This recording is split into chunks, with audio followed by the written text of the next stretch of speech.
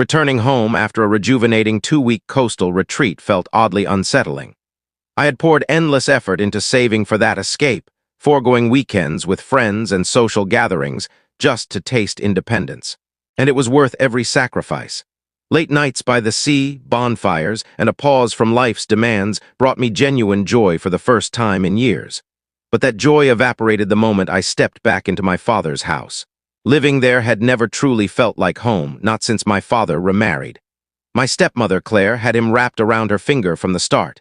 She wasn't merely controlling, she was manipulative, ensuring he felt powerless to resist. Whenever he pushed back, she'd threaten to walk away, dangling the memory of losing my mother over him. And my father, haunted by the fear of loneliness, always caved. Then there was Sophie, their daughter. Picture the most entitled, self-centered character from a movie, magnified. That was Sophie. She treated the house like her personal kingdom, acting as if my father belonged solely to her and I was an intruder. Time and again, she threw fits to get her way. If I had something she coveted, she claimed it. If I made plans that didn't include her, they were brushed off. And my father, he permitted it, every time. Because keeping Claire satisfied was his only priority. For years, I stayed silent, working tirelessly and saving every penny, dreaming of the day I'd buy my own car and move closer to freedom. But as I stepped out of the taxi and noticed a sleek new silver Toyota Corolla in the driveway, a cold dread hit me. It wasn't my father's car. It definitely wasn't Claire's. I grabbed my bags and walked inside. Laughter spilled from the kitchen, Claire and Sophie. Sophie turned, flashing a smug grin when she saw me.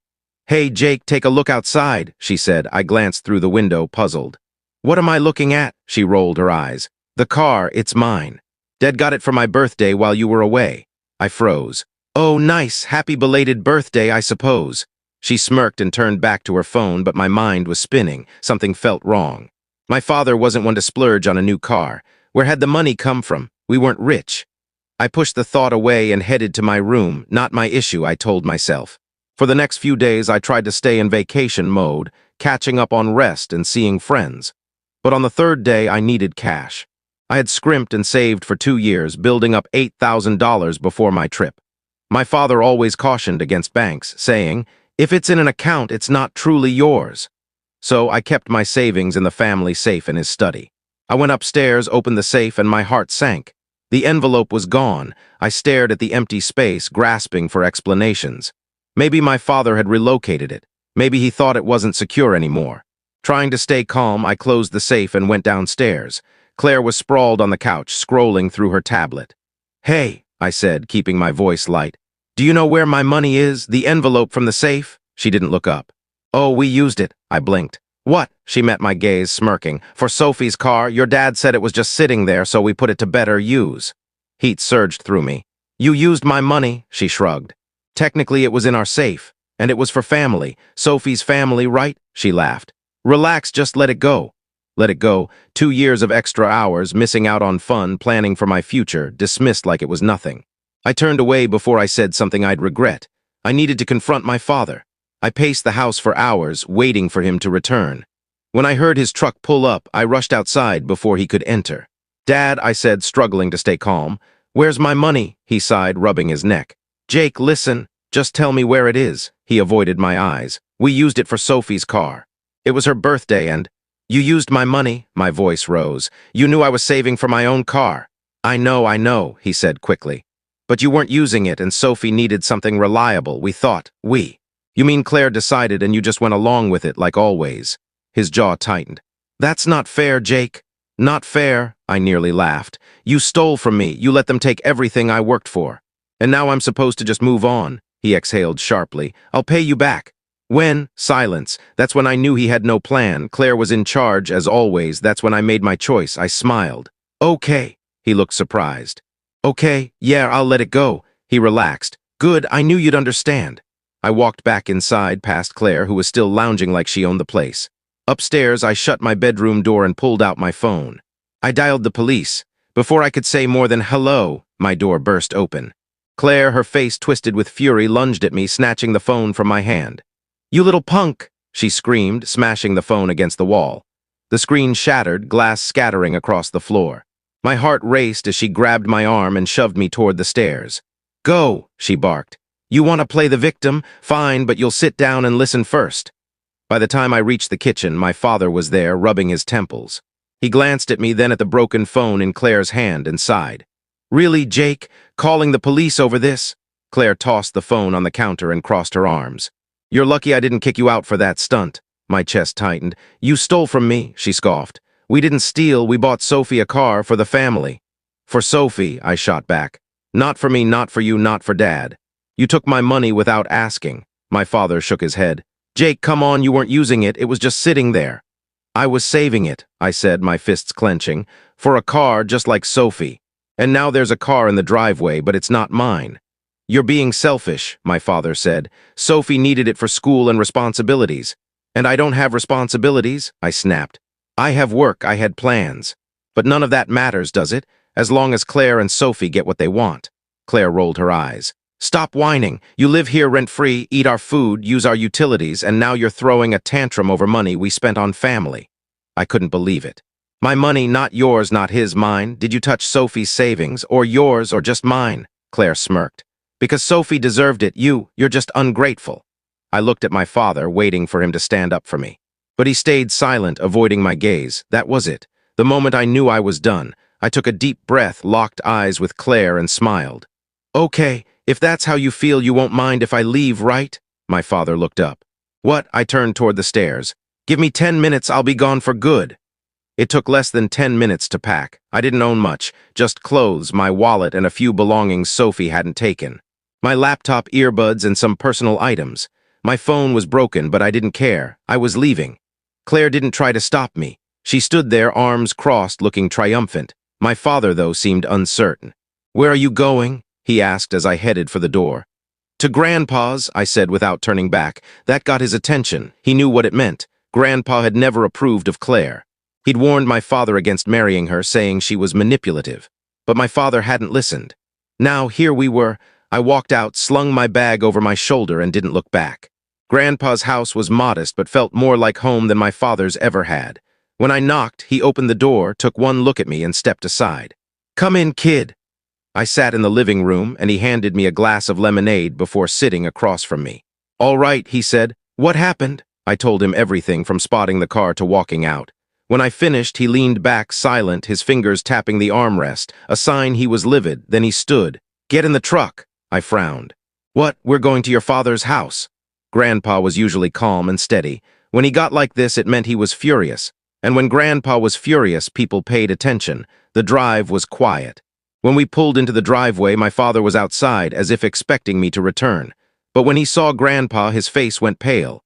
Dad, he said, voice unsteady. Grandpa slammed the truck door and marched toward him. Inside. Now, my father hesitated, glancing at the house as if considering calling Claire for support. But one look from Grandpa and he complied.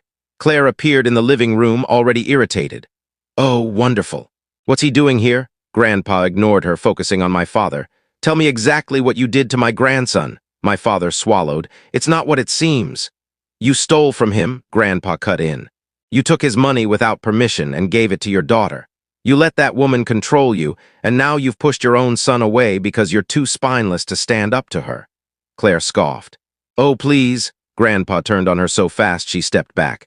You be quiet, I'm talking to my son. For once, Claire was speechless. Grandpa glared at my father. You're paying Jake back every penny right now, or we take this to court. Your choice. My father's face flushed, but he couldn't look at me. Dad, it's not that simple. Yes, it is, Grandpa said. You stole from him, you owe him, and if you don't fix this, you'll lose more than money. You'll lose him. My father finally looked at me, as if realizing I was truly gone. Silence filled the room. Then Claire stepped forward, arms crossed. Enough. I decide what's fair in this house. If Jake can't handle that, maybe he should stop being so selfish. Grandpa moved like lightning. He grabbed her arm, making her gasp. Listen, you leech. This is my son's house, my grandson's house. You're just a freeloader. My father stepped forward, but a look from Grandpa stopped him. Grandpa dragged Claire to the door and pushed her out. She stumbled onto the porch, stunned. Then Sophie came running, phone in hand. Mom, what's going on? Grandpa turned. Perfect. You can join her. He grabbed Sophie's wrist and shoved her outside too. Then he turned to my father. Now you have two choices, fix this or go with them. My father stared at the door where Claire and Sophie were picking themselves up. For the first time, he looked scared, like he finally had something to lose. "I'll sell the car," he said quietly. Claire's head snapped up. "What?" Sophie shrieked. "Dad, no, that's my car," Grandpa smirked. "No, it's Jake's car. His money paid for it," my father sighed. "I'm selling the car and giving Jake his money back. It's the only way to make this right." Claire's face twisted. "Mark, don't be absurd." "I've been absurd," my father interrupted.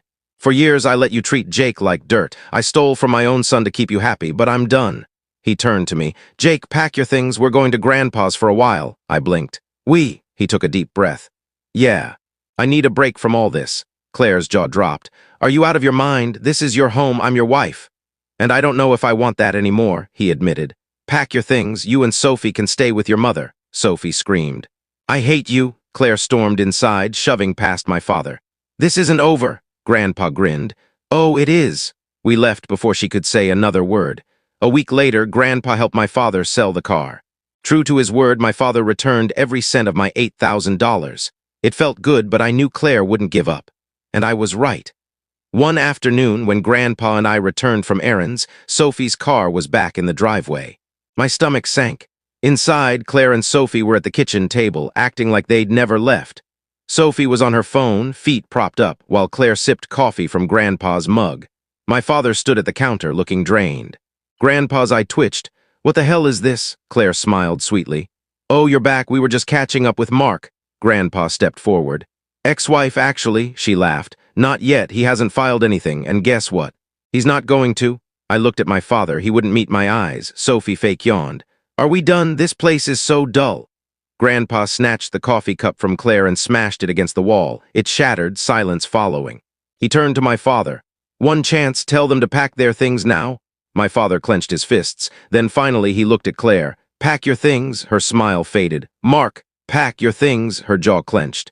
"You'll regret this." My father shook his head. "No, I won't." He opened the door and gestured outside. Claire grabbed Sophie and stormed out. Days later, my father sold the car without hesitation and handed me my money. As he gave it to me, he sighed, "I'm sorry, Jake, for everything." I didn't respond immediately. For the first time in years, he felt like my father again. A week later, he filed for divorce. No hesitation, no turning back. When Grandpa heard, he clapped my father on the shoulder.